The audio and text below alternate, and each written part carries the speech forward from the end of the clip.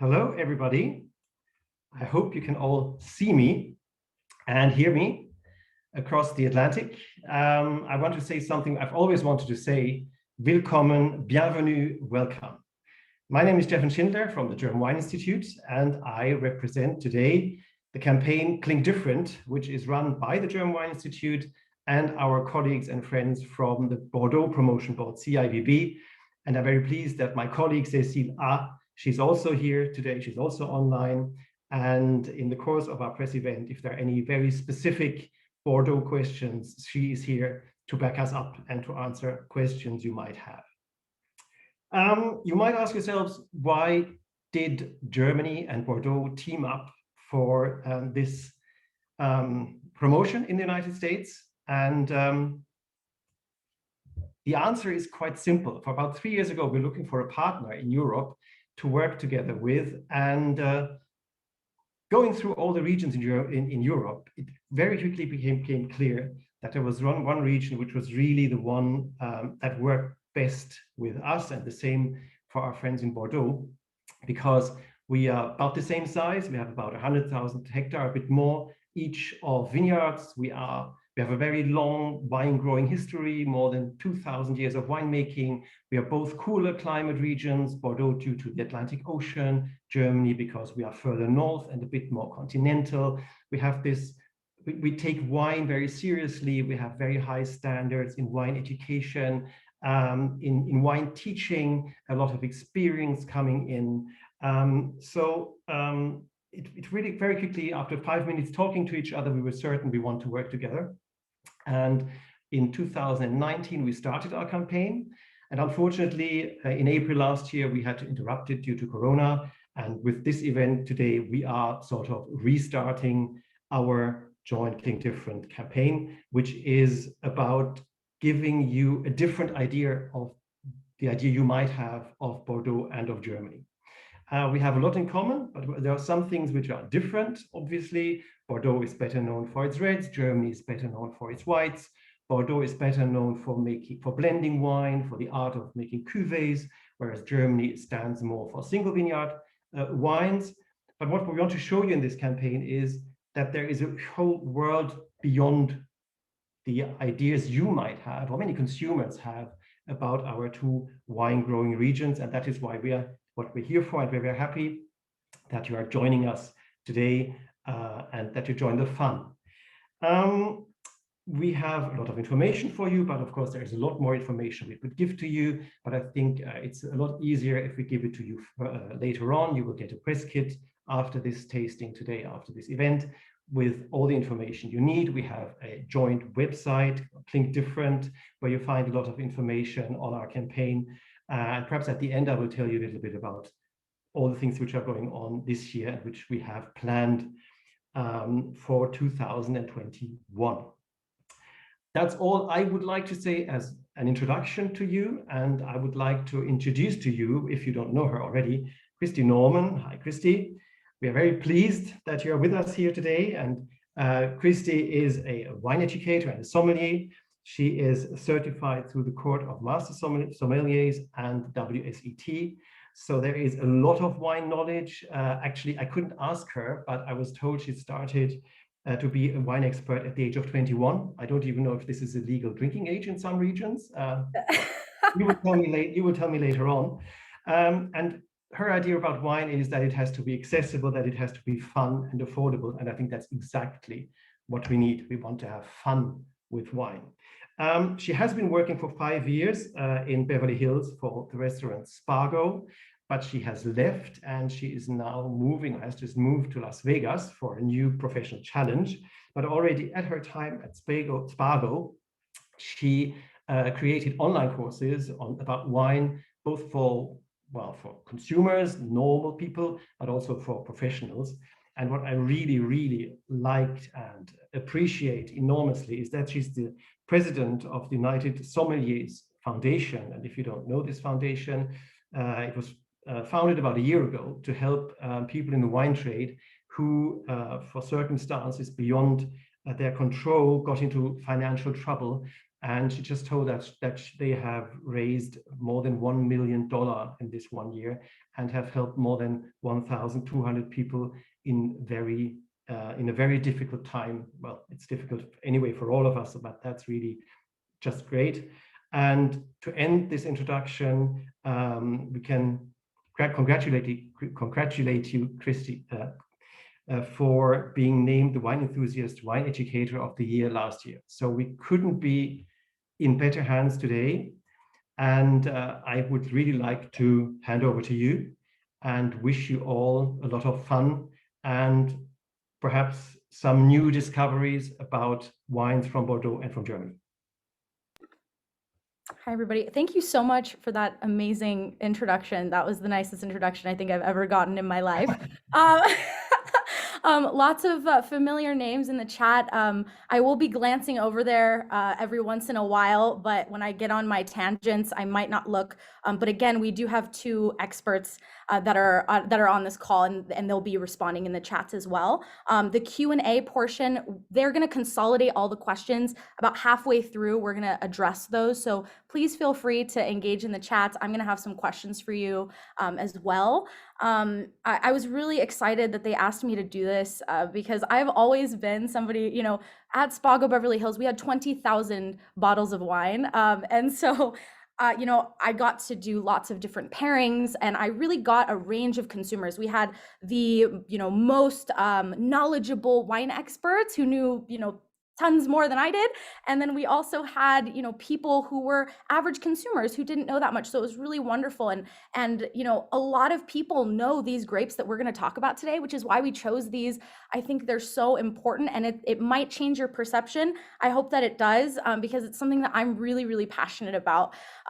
So we can go on to the next slide. So I like having an agenda. I want you guys to have an expectation. This is definitely not going to go over an hour. I respect your time. And I want to give you the meat and potatoes. Obviously, you can contact me or, anyone on the Clink Different team, and they'll be able to answer things more in detail if you'd like. But we're going to talk about the objectives of today. There's 3 very clear things that I want you guys to take away from this presentation. Number 2 is overshadowed by success. What do I mean by that? I'll explain. We're going to go over the varieties, the 4 varieties that we're going to learn about today. We're going to taste 1, 2. We're going to do the pairings for both of those so that you can kind of visualize the different types of wine. I'm also going to talk a little bit about my tasting or my pairing philosophy, rather. We're going to do a little quick break for questions. And then we're going to go into the reds, do the pairings, and then we're going to do some questions at the end. And again, please, I will be glancing over at the chat, periodically, and they'll ping me as well if there's something urgent. So please communicate with me. I'm here for you. So the objectives today. So learn about a few great varieties. Like I said before, so many consumers are familiar with these grapes. Of course, maybe the population who doesn't know white from red, maybe they don't, but these grapes have so much history. These aren't experimental kind of new grapes that just popped up. And as we'll talk about, they have a lot of history. And then number 2 is discover specific descriptive words to describe these wines through guided tasting. So, as we study wines, they have particular elements and particular aromas that they come up very often, right? And around the world, people kind of have a set of aromas that typically come up with one variety, no matter where it's grown. Sauvignon Blanc grown here or somewhere else, can have some of these similar elements. But what I will say is that there are no wrong answers in tasting wines. So any smell, any aroma that you feel is there, nobody can tell you that you're wrong. So smell is subjective. That's what taste is, right? It has to do with our aromas, and lots of different factors can change the way that you perceive wine. So you're never wrong. But I'm going to give you some of the things that I picked up and some things that have kind of been widely accepted to give you a frame of reference for the wines, because I want you to, imagine if you bit into a pear, but you didn't know that it existed, right? You'd only had an apple. You would think that the pear is, you know, maybe an unsavory apple, right? Kind of has the same texture, the same waxy outside, but they're very different. And so that's why I think it's very important to give you a frame of context for each wine so that you know what it's actually supposed to taste like, so you can judge it based on the way that the grape is supposed to be, if that makes sense. Like if you're familiar with Pinot Noir, you might say, you know, you know, you've never had a Pinot Noir before. If you think it's going to taste like a Napa Cab, that's a very different experience. You might think, oh, that's not very good, right? But the wine number and the learning objective 3, we're going to talk about pairings to accompany these wines. Again, I just came up with a few that I love. I'll share some fun things, and we're going to talk about the perfect pairing for white asparagus, just as a little foreshadowing. So you can go ahead to the next slide. Okay, so overshadowed by success. So I thought this was so important to talk about because, you know, just to put it into perspective, these wine regions have been around for hundreds of years. And so these grape varieties are not new. Actually, the first wine that you're going to taste, they have plantings back to the 1600s that are recorded, so probably a lot longer than that, right? And, you know, fortunately or unfortunately, you know, a lot of people associate German wine with white or Riesling, and that's it. And Bordeaux with red, because they have become so popular internationally that they have overshadowed all of the other grape varieties that are there. And as a wine professional, it's so, it's almost frustrating to me because there are so many excellent, well-made wines. These aren't wines that people just are toying around with, 10 years ago, they had a planting of it. These are tested, tried, true varieties. And as you will taste, the finish is on all of these wines is exceptionally long. You can tell these are high quality wines, but the suggested retail price is very reasonable. And I think in this environment, in this climate, it's so important to tell people, no, you don't need to have a first growth, Bordeaux necessarily, right? That's not for every occasion. You can have some of these other varieties that we're going to talk about today that, are affordable and accessible and have something different to talk about as well, right? I think that there's a lot of fun new things that are happening in the wine industry, but I believe that we should be looking at these classic regions and the really delicious and well-made wines that have already proven themselves over this amount of time. And then also, Germany and Bordeaux both have sparkling. They have white, they have rosé, red, dessert. They have the entire rainbow of different wines to choose from. And that's what I really want people to understand and know, because that's where you find value. That's where you find delicious, things that most people might not know about or they haven't had, right? And that's what makes it really interesting for me. So you can go ahead. Okay, so the varieties that we're going to taste today, Sylvaner, and this is in the order in which your wines are listed as well. I will have photos of the bottles so you know which ones to taste. Oh, and by the way, if you feel like starting to taste now, please feel free. There are no rules here. I don't like when I am doing a virtual tasting and they lecture and then you taste the wines at the very end. We're going to jump in right now, but please feel free to taste your wines as you wish. Wine number 1 is going to be the Sylvaner. It's from Germany. The Sauvignon Blanc, which many of you may have be familiar with, it's from Bordeaux. The Lemberger from Germany, and Petit Verdot from Bordeaux. Aren't they beautiful? You can go to the next slide. Oh, and it looks like we have a little poll. Amazing. So wine number 1. So this is Sylvaner. It's from Rheinhessen, Weingut Strub, vintage 2019. So on the bottle, it says Trocken. If you've seen that word before, that means dry, right? So you know that this is not going to be a sweet wine. It's kind of a little cheat. Oh, here's this poll. Perfect. Amazing. Yes, I'd love to see how many of these varieties that you all have tasted before. So Sylvaner has Actually, it's very popular in the United States, but it's just not talked about very much. I'll share in a little bit. But my time at Spago doing tasting menus, Sylvaner was something that I poured very, very frequently. It's a very amazing wine for food. Um, a lot of people think of Riesling as a great food wine, and it absolutely is in a lot of ways. But Sylvaner is much more full bodied. So the texture and the weight and richness.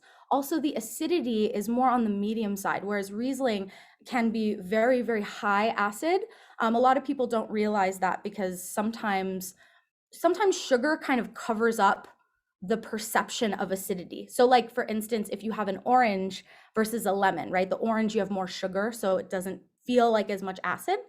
So the aromas here that I'm personally getting, yellow plum, green apples, cantaloupe, that wet rock, there's this salinity in Sylvaner. There's always a little hint of a vegetal aspect. For me, my boyfriend and I were actually tasting this together last week, and we both looked up and said, "Are you getting wasabi?" Just from the back, there's just this little hint of wasabi in this. So please, if you want to share some tasting notes that you're getting throughout this presentation, again, there are no wrong answers. Tell me how you feel about this wine. I personally just love Sylvaner so much, and knowing that it does have that plumminess and that green bell, like not bell pepper, but it's more of like it can be a lentil or a green bean. That's what I meant to say. It is very refreshing. I would just drink this, on my patio on a hot summer day. I would, happily bring this to dinner with Psalms, who, you'd think that people who are wine professionals, need expensive wines, but we actually don't. This is an excellent food wine, and it has so much diversity, and there's so much depth. And I invite you to, if when you take a sip, this is something that I think that people don't always notice when they're tasting, but taste, and if you're spitting, do that, or if you're enjoying, just feel how long the wine sits on your palate, because it goes forever. And for a wine that has medium acidity, it's amazing just how long it lasts. And that's really the cue to me that it's a very high quality wine. If any of you have taken the WSET program, they talk about the finish all the time and as it relates to quality. And this is just such an amazing example of that. Perfect. And then the suggested retail price is $19. Like, how affordable is that? This is what we all need, in our lives. This is what I want to keep in my refrigerator. Yeah, the wasabi tinge? Absolutely. We can go to the next one, to the pairings, please.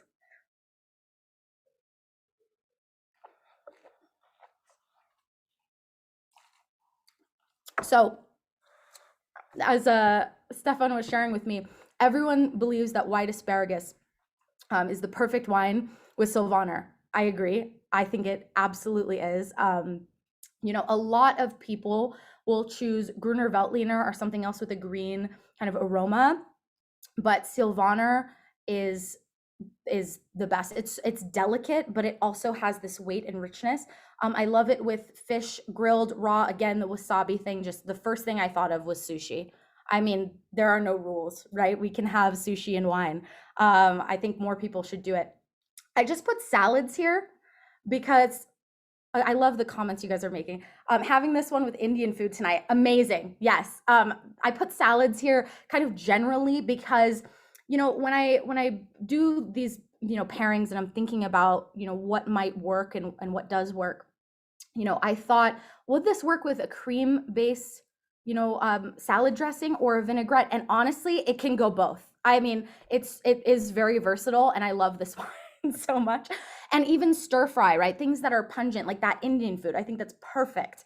And actually, at Spago, we would serve the Wiener Schnitzel, and I would pour Sylvaner all the time. It's fantastic. A lot of people think that fried foods, maybe could go with red wine, but I actually prefer, light, dry mineral white wines for anything fried. And before we move on, just a little quick thing about food and wine pairing that I think some people, can get wrong a lot of the times when I'm reading about it and things.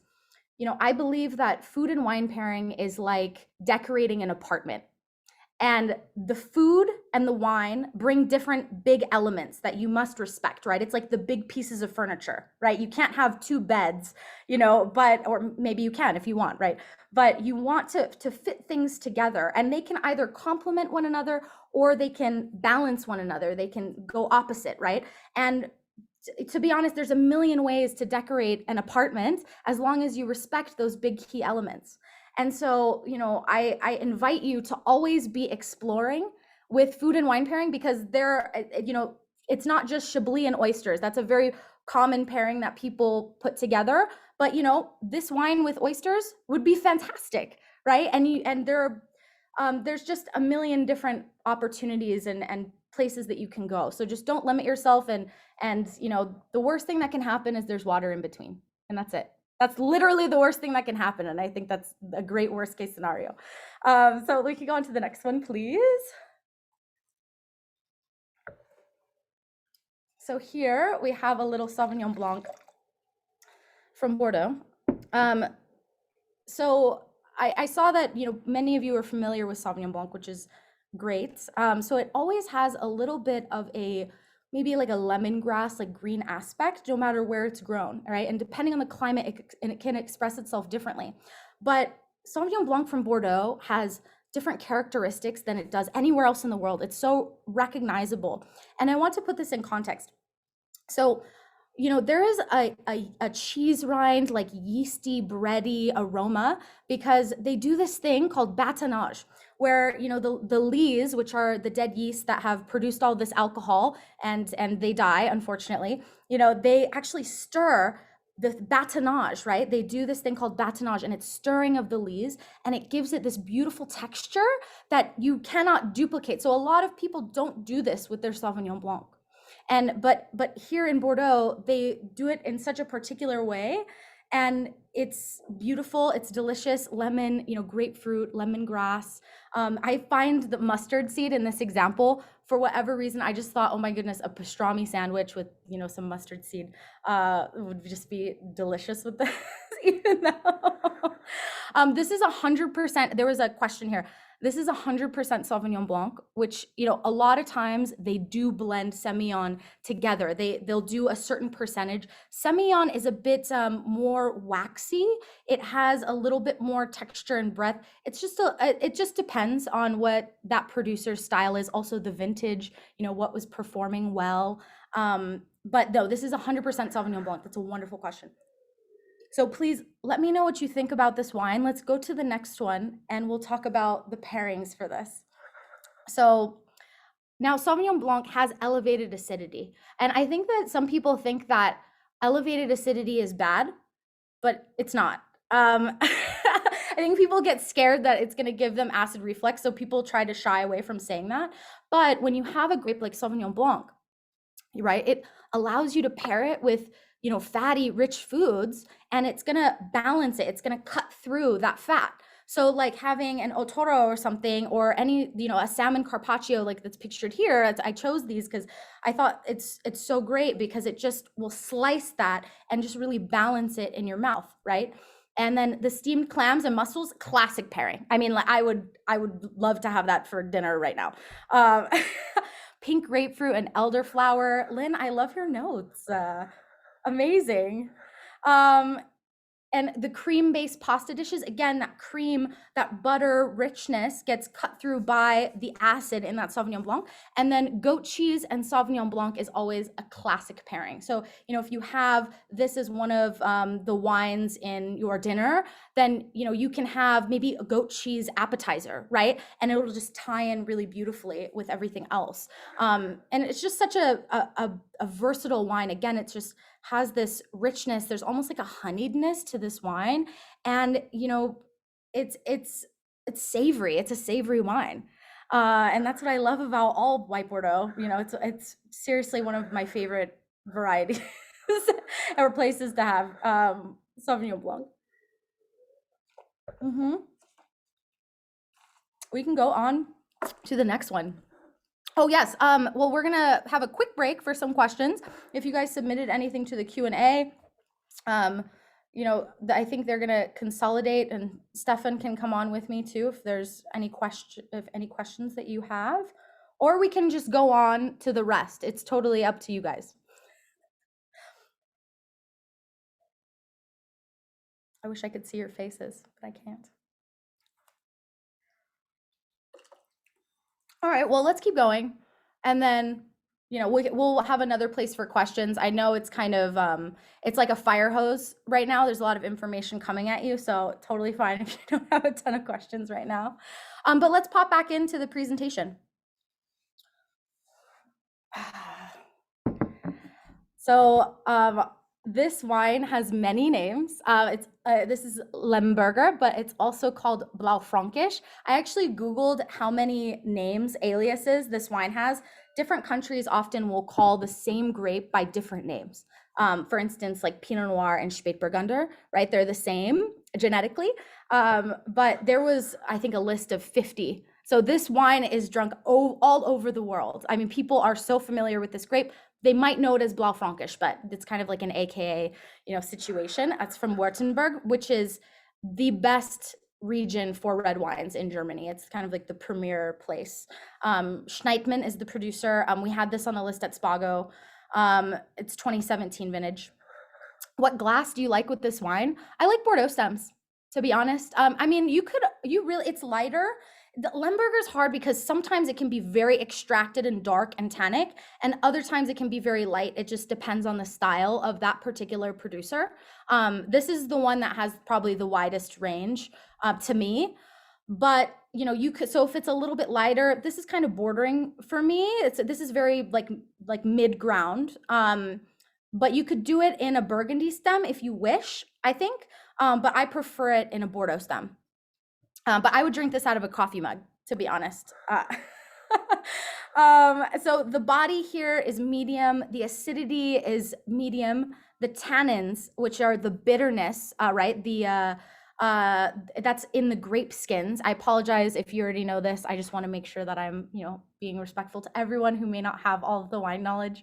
So the tannin, that bitterness is lower. So, it's not super overpowering. A lot of people, say they don't like those big bitter wines. This is great for them. And one of the most versatile wines for pairing, by the way. So blackberry, elderberry, sweet and sour cherries. There is a vegetal like green bean, roasted bell pepper, tobacco moment in this wine. I think it's delicious, but again, you have to know that this wine always has a little touch of like green bean greenness to it. And that's how it is, and if you know that and you have that frame of reference, and know that it's gentle, it's not something that's overly overpowering. I think it's very well integrated. There's also a little, and I put roasted bell pepper specifically because I'm getting almost like it's almost like a charred vegetable, like jalapeno skin that's been on a barbecue. You know what I mean? But I absolutely love this wine. Let's go to the wine pairings. Let's talk about that. So grilled lamb would be perfect. I mean, absolutely perfect for this wine. I think this wine is so delicate and delicious, but it's just so versatile. Duck, you could do with chicken as well. I mean, again, this is just the tip of the iceberg, right? I mean, you could do tons of pairings. Tomato-based pasta, I think would be fabulous with this. Even with, I don't know, some mushrooms or something, I think it would be delicious. Chicken shawarma, I mean, absolutely. I would eat this with a bunch of Mediterranean food. I think it could go with so many things. Is there an ideal temp for serving this grape variety? I actually have it at room temperature. I think it's showing really well at room temperature. You would store it obviously cooler, but I think you could be a little touch on the chilled side. I don't mind that at all. But for tastings like this, I always want the wines to be, a little bit higher than cellar temp, for sure. And yes, the fine grain tannins, they're very refined. And not a lot of grape varieties and producers in the United States necessarily do something like this, right? This is very unique. It has this minerality to it. It's not a big fruit bomb, and not everybody wants that, right? And I think that this is something that it's like a great crowd pleaser, in my opinion. And it's something that, something new that people might not know, but obviously all over the world this is drunk. So, if this is a new variety to you, I encourage you to go find some more, because you will be astonished at how delicious this wine is. And you'll find them on wine lists too, and they're usually not very expensive. Trader Joe's chicken shawarma. I love it. Let's go to the next slide.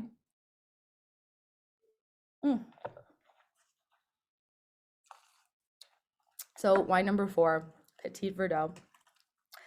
So interesting fun fact that I learned while preparing for this. So Petit Verdot in the past has not always gotten to full ripeness because it is a late ripening grape, right? So in Bordeaux, this is one of the varieties that they're legally allowed to grow. It's, it's always been allowed to grow there. And so, with global warming, it's actually, they're planting a lot more of it. And in the last 10 years, they've actually tripled the amount of plantings in Bordeaux of this grape variety. And I think you'll see why if you haven't gotten to taste it already.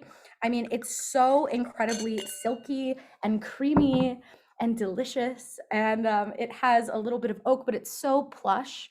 I put blackberries, red and black cherry, black plum especially. There's a grilled, meat kind of aroma, the savory spice, vanilla from the oak usage. They actually age this in amphora, I believe, too. There's this cream, like literally like cream, like almost, yeah, like creamer in your coffee almost. That's like the texture that happens, right? And purple flowers, lavender, violet. If you have any other things that I'm missing, please feel free to put your own tasting notes. Vanilla helps, absolutely. The finish, again, super long here, and just so yummy. We can go to the next slide. But actually, I'm so glad, it's one of the benefits, one of the good things coming out of global warming in a way, because we're getting, this different variety. And Petit Verdot has always been included, when it ripened fully, it was put into the blends to kind of add a little backbone to some of the best wines in Bordeaux. This has always existed. It's always been kind of like the little helper that kind of makes everything really beautiful and cohesive, dark caramel. Yes, absolutely. The wine is crunchy. I could see that. I think the tannin is pretty well integrated, but it does have that acid. By the way, acidity, when you have it, it actually pushes the perception of tannin a little bit. So it actually like bumps it up, but which is great because I would eat this with the mushroom sausage olive pizza. That's exactly what I thought of. When I was drinking this, I was like, oh, I wish I had pizza right now. A mushroom burger, a skirt steak with chimichurri. I think that little tobacco element would just go so great with the chimichurri, in my opinion. And then aged Gouda. So really, like any hard, aged cheese, I think would be fine with this. If you're putting something together like a little dinner party or something, this is great because I don't think it overpowers. It's not too tannic, but it does have a little bit to stand up to that cheese. Sorry,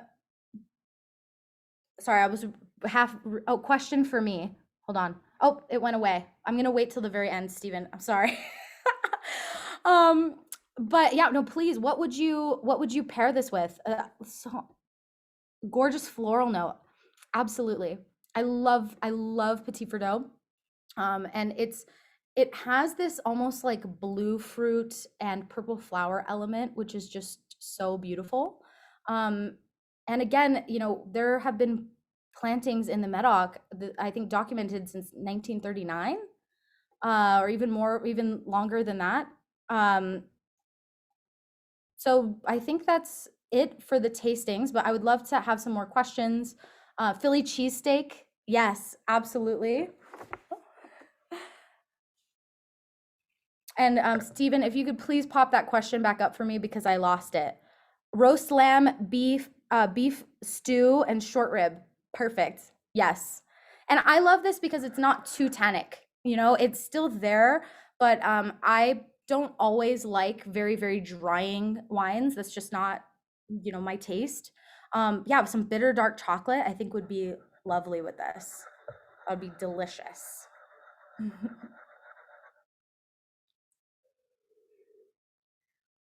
Oh, I think we have another poll happening.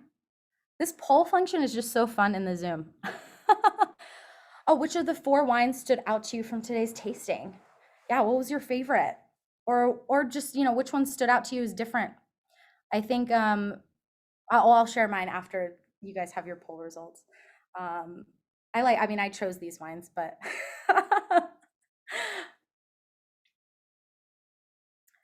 but I'd love to have you know, Stefan come back with some more questions. Again, Cecile is here as well.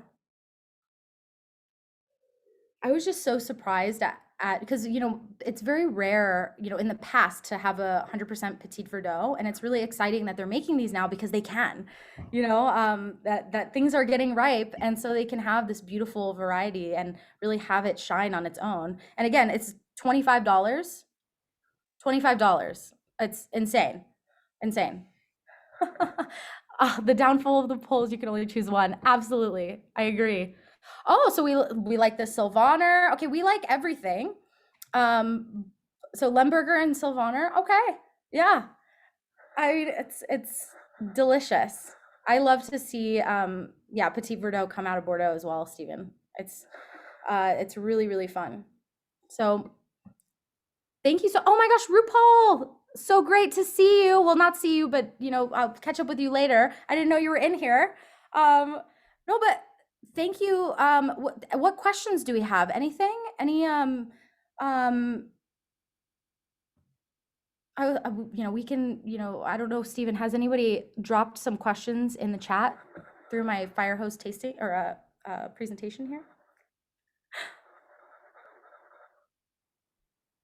There's one question which I see. It says, do you find an increasing trend towards varietal labeling in Bordeaux as a way of making the wines consumer accessible? I think Cecile was answering this question. That's what Stephen said. Okay, if it's answered, it's good. But I have in the US. I'm not sure if that's a standard in Bordeaux or if that's just for the US. So I'm hesitant to answer that question. Because I mean, I'm seeing this. I'm very glad that they're doing it because it's helpful for consumers. Because what I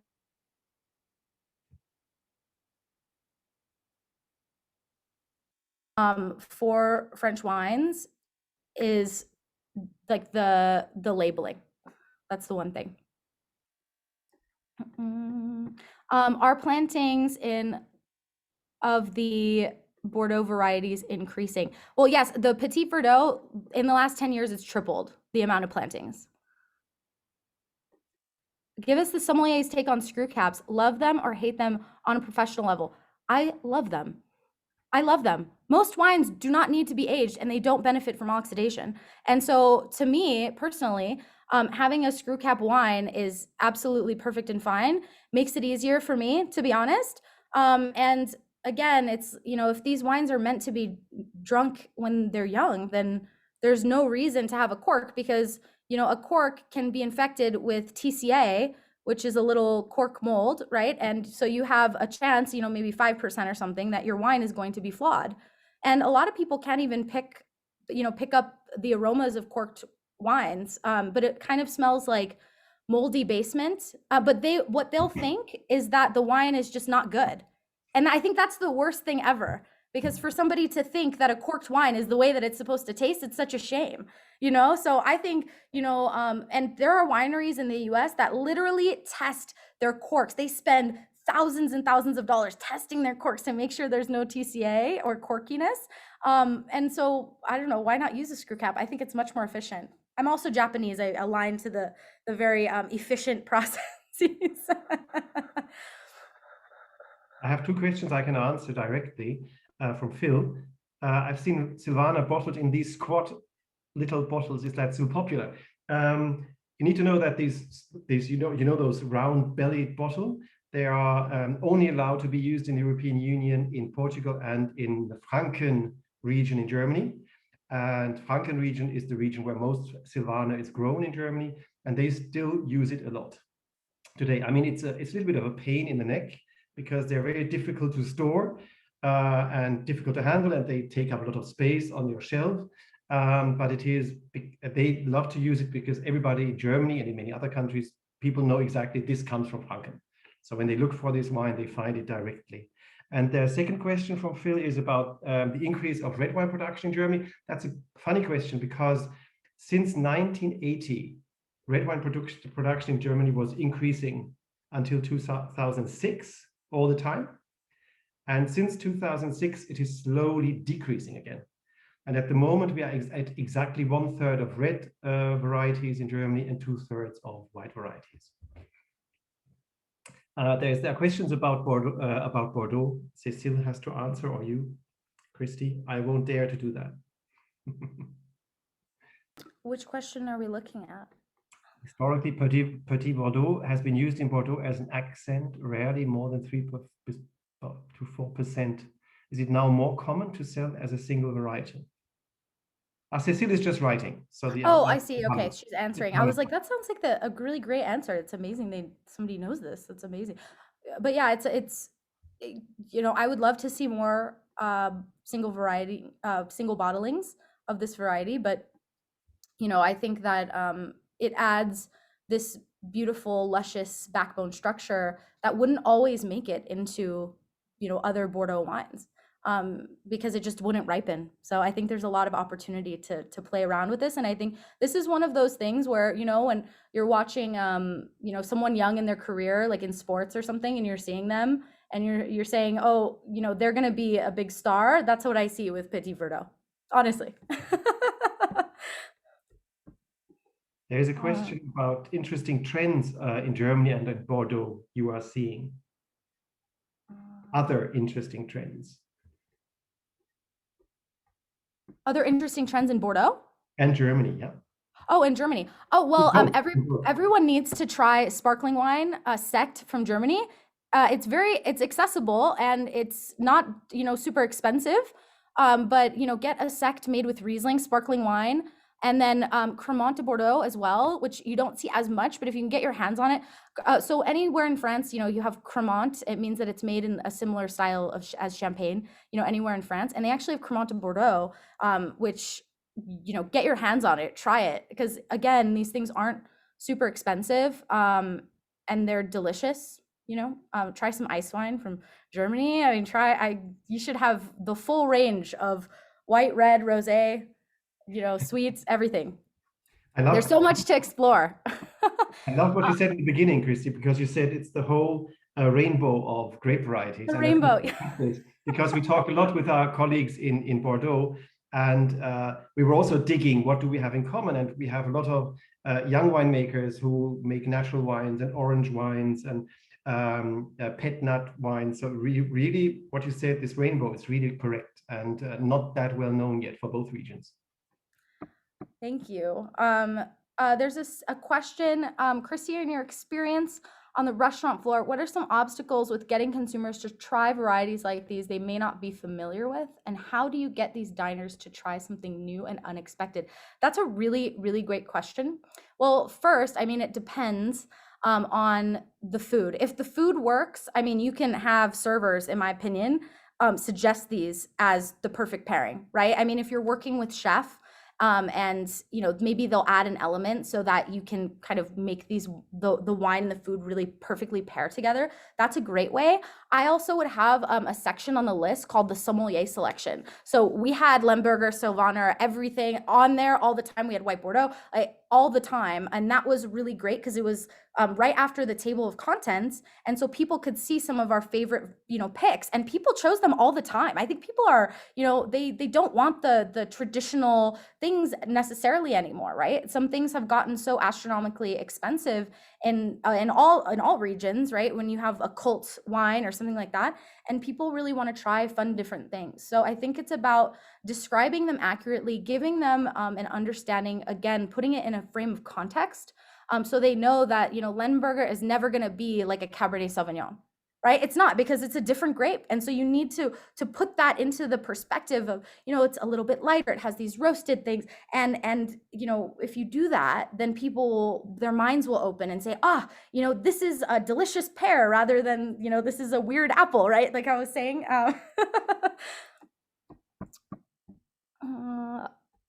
Okay, perfect. I'm so glad that I got that question. Sparklers. Oh, what are some other unique varietals that wine lovers should seek out from both Germany and Bordeaux? Weissburgunder from Germany. You should try. Oh, well, of course, like as I was saying, like the Cremant de Bordeaux, like please try it. And then sweet wines from Bordeaux. If you haven't had them, you must. You must. Delicious. It has like a ginger saffron spice from Sauterne. If you haven't had that, I feel morally obligated to tell people about that, because it's so funny when I'm teaching beginners. It's one of those things that it just blows their mind. It's like honey and ginger and spice. Spätburgunder from Germany, I think, is really, really improving. I've seen it. It's just delicious. Oh, it's Pinot Noir, right? You can like Gewürztraminer from Germany, I've had that are delicious. Have more Trocken Riesling from Germany. I think so many people just associate sweet wines with Germany, and it's so not. Try wines that are GG and Trocken. Yeah, those are kind of some of my faves. And then actually, this is one example of White Bordeaux, but there is such a wide range of White Bordeaux to try. I'm building a list right now, and I just put, Chateau Carbonneau. If you've ever had it, it's fantastic. If you want me to list these out for you as well, feel free to shoot me an email or DM on Instagram or whatever. Yeah, Spätburgunder is delicious. You'd think, somewhere that's cold, wouldn't be able to have really great red wines, but that's just not the case at all. Yes, TBA from Germany.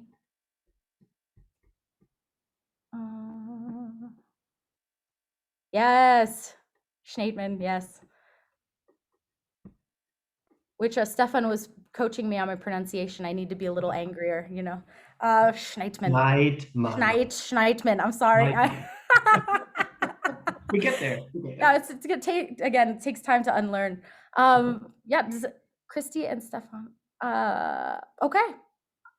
Does anybody else have any last final questions? Well, thank you.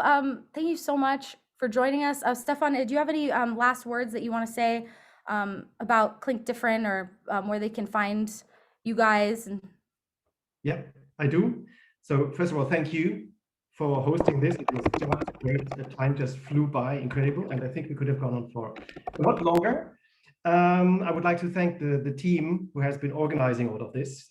People never realize how much, we usually don't realize all the work that's put into an event like this. So thanks to all the team behind. I had 3 quotes which I really liked from what you said, Christy. That was, there are no wrong answers about wine.